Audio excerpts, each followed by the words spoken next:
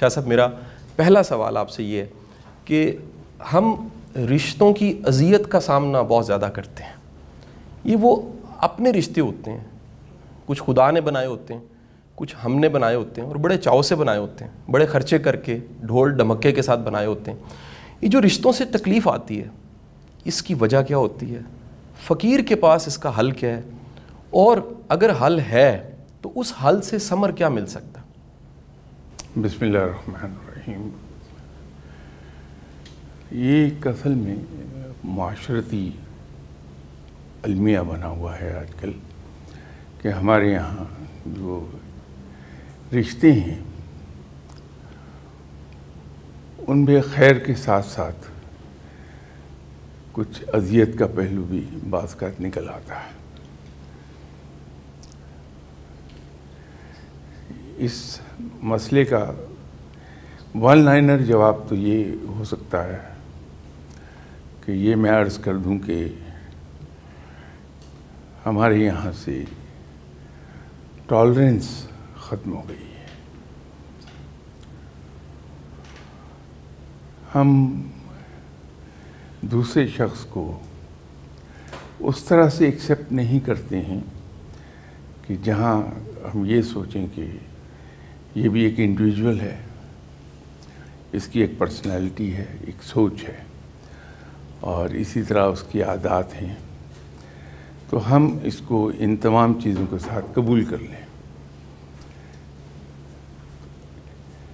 زندگی بڑی آسان ہو جاتی ہے اگر کبھی ہم یہ رویہ رکھ لیں کہ جہاں خود ہمارے اندر بے شمار خامیاں ہیں اور سبھی لوگوں نے ہمیں ان خامیوں کے ساتھ قبول کیا ہوا ہے, تو ہم سے بھی دوسرے یہی کچھ توقع رکھتے ہیں کہ ہم انہیں ان خامیوں کے ساتھ قبول کر لیں گے. یہ سوچ انسٹل کرنے کی ضرورت ہے کہ اگر ہمارے یہاں یہ پروموٹ ہو جائے یہ چیز کہ مجھے بھی تو لوگوں نے قبول کیا ہے ان خامیوں کے ساتھ, میں بھی ان کو ان کی خامیوں کے ساتھ قبول کر لوں. ایک خاص طور پہ ایک رشتہ جو آپ نے کہا کہ ہم دھوم دھڑکے کے ساتھ خرچ کر کے قائم کرتے ہیں, تو آج کل زیادہ تر کمپلینٹ اسی رشتے کی ہے, اسی رشتے سے پیدا ہو جاتی ہے, خواتین کو بھی اور مردوں کو بھی.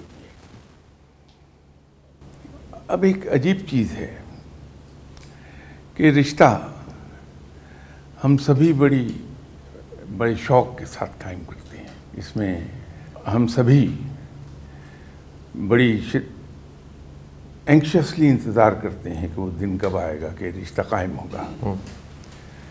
لیکن بدقسمتی سے چند ہی ہفتوں کے بعد شکایات کا ایک سلسلہ شروع ہوتا ہے. یہ معاملات ہیں سارے سیلف سجیسشن کے. سیلف سجیسشن کے. ٹھیک ہے سر.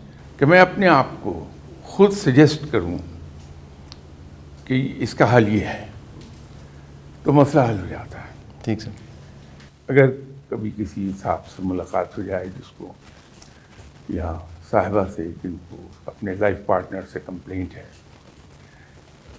تو میں ان کی توجہ ایک طرف دلایا کرتا ہوں. یہ جو شادی ہوئی اس میں مولوی صاحب نے مجھ سے جب یہ پوچھا کہ فلاں بنت فلاں اس کو سو مچ آف حق مہر آپ نے بطور بیوی کے قبول کیا, تو میں نے برضا و رغبت اپنی خوشی سے ہاں کہا تینوں مرتبہ. تینوں دفعہ. ایسا ایسا نہیں تھا کہ کسی نے میرے کن پٹی پر پسٹل رکھا ہو, جس کو ہم عرف عام میں کہتے ہیں, پسٹل پوائنٹ پر ہاں نہیں کرائی. اور اسی طرح جو مولانا صاحب نکاح پڑھا رہے ہیں ان کے الفاظ جو میں نے دہرائے, اگر ان کو ذرا سا ہم غور سے دیکھیں تو مولانا نے مجھے یہ نہیں کہا تھا کہ فلاں بنت فلاں مائنس ہر ویکنسز آپ کو قبول ہے. ٹھیک. میں تو I went for a package deal. It's a package. It's a package deal.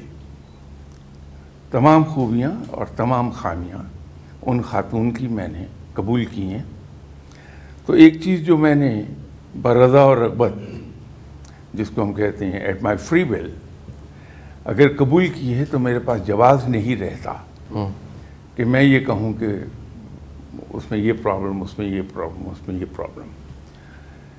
ہاں ایک راستہ میرے پاس ضرور ہے اور وہ میری وائف کے پاس بھی ہے کہ بجائے ایک دوسرے پہ تنقید کرنے کے ہم اگر یہ بتا دیں کہ میری ایڈیوسنکریسیز یہ ہیں اور میں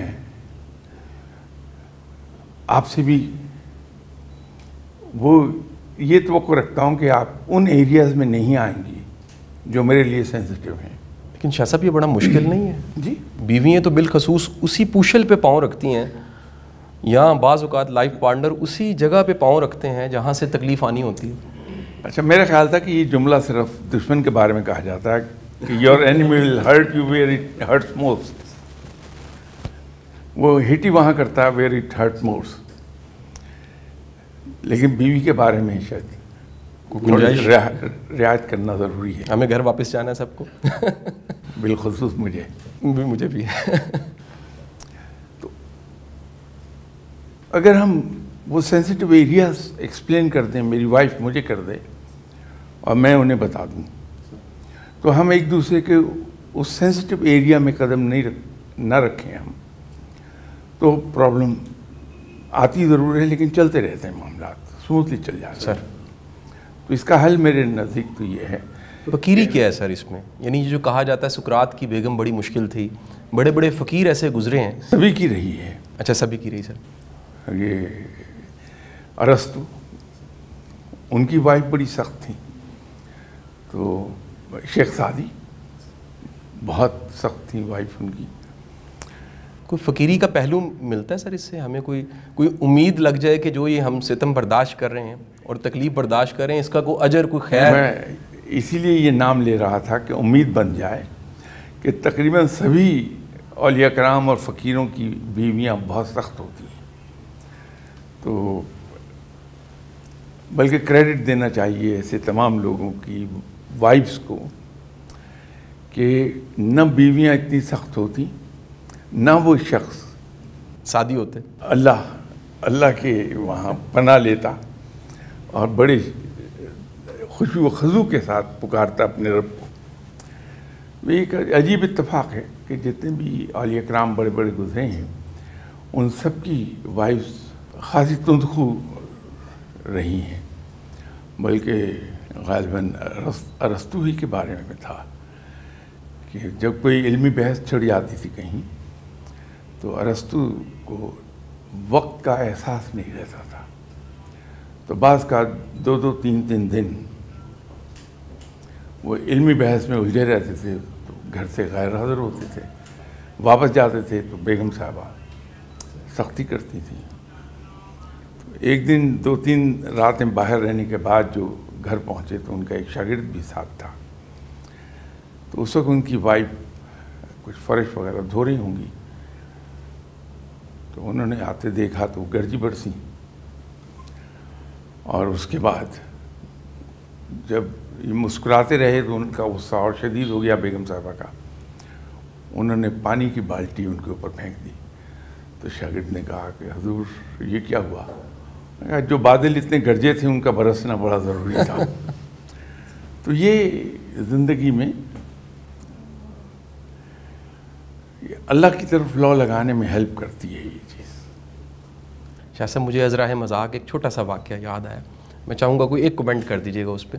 میرے ایک دوست تھے، انہوں نے بزنس میں بڑا گرو کیا، سچی کہانی ہے. تو میں نے ان سے پوچھا کہ ہر کامیاب مرد کے پیچھے ایک عورت کا ہاتھ ہوتا ہے، تو یقیناً ہماری بھابھی کا. انہوں نے کہا جی بالکل ایسا ہی ہے. میں اتنا تنگ تھا کہ صبح اٹھ کے کام پہ جاتا تھا اور رات گئے آتا تھا، لہٰذا کام میں ترقی کر گیا. درست ہے، یہ درست ہے.